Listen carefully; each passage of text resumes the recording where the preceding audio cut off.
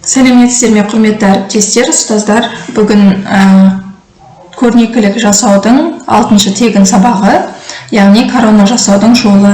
Қазір мен сіздерге осындай коронаны үлгі ретінде жасап қойдым. Яғни әліппедегі барлық әріптерді осылай жазып шығуға болады, немесе әліппе деп мына А әріпінің орнына жазуға болады.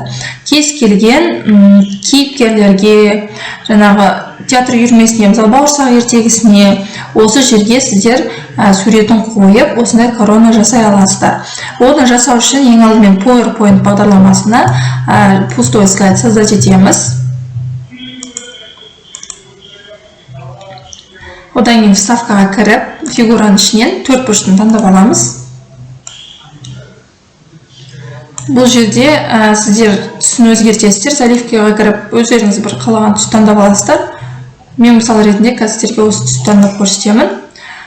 Контур, нет контура деп таңдаймыз. Вставкадан біз енді шеңбер таңдап аламыз.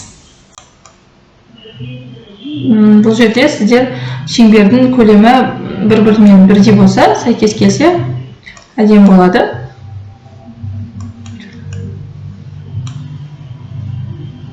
Міне, дайын. Енді бұл жерде заливкаға кіріп түсін өзгертеміз, нет контура. Одан кейін тағы да вставкадан фигураның ішінен шеңбер таңдап аламыз.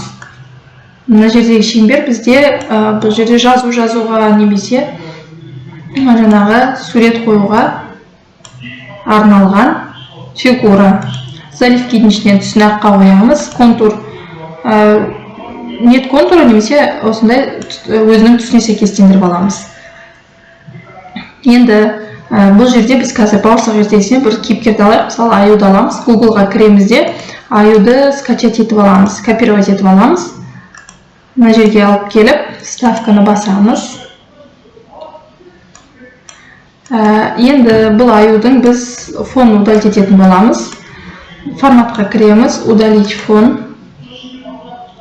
Егер сіздерде басқа суреттер удалить етілмей жатырса, мына жердегі удалить фонмен, онда сіздер алдыңғы сабақтарда үйреткендей мынау фотор деген программамен суреттің артқы фонын удалить ете аласыздар.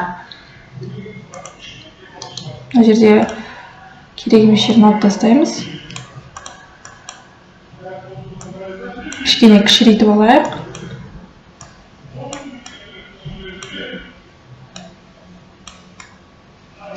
Енді төменге әдемі болу үшін бауырсақ ертегісі деп вставкаға кіріп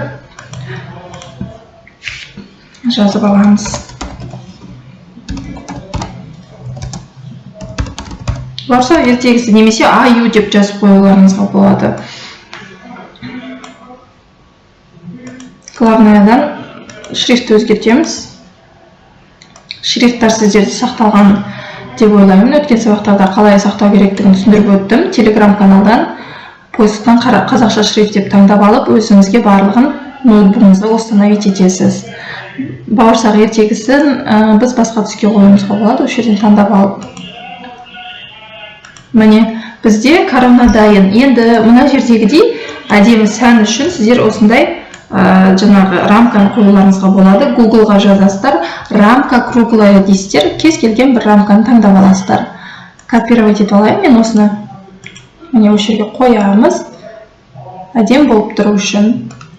Мысалы, мына жерде біз қазір түсін өзгертеміз. Түсін өзгерту үшін біз өткен сабақтағыдай форматқа кіреміз, коррекцияға кіреміз. Коррекцияның ішіне осындай таңдап аласыздар өздеріңізге. Төменге түссеңіздер цвет, яғни басқа түске қоюға болады. Көк түске, жасыл түске осылай қойып алуларыңызға болады. Художественный эффектке кіріп, кішкене ашқырақ, қанық түс етуге болады. Барлығын өткен сабақта біз үйренген болатынбыз. Міне осылай дайындап алуларыңызға болады коронаны. Каналға міндетті түрде тіркеліп алыңыздар. Видео сіздерге пайдалы болды деген ойдамын. Баршаңызға сәттілік.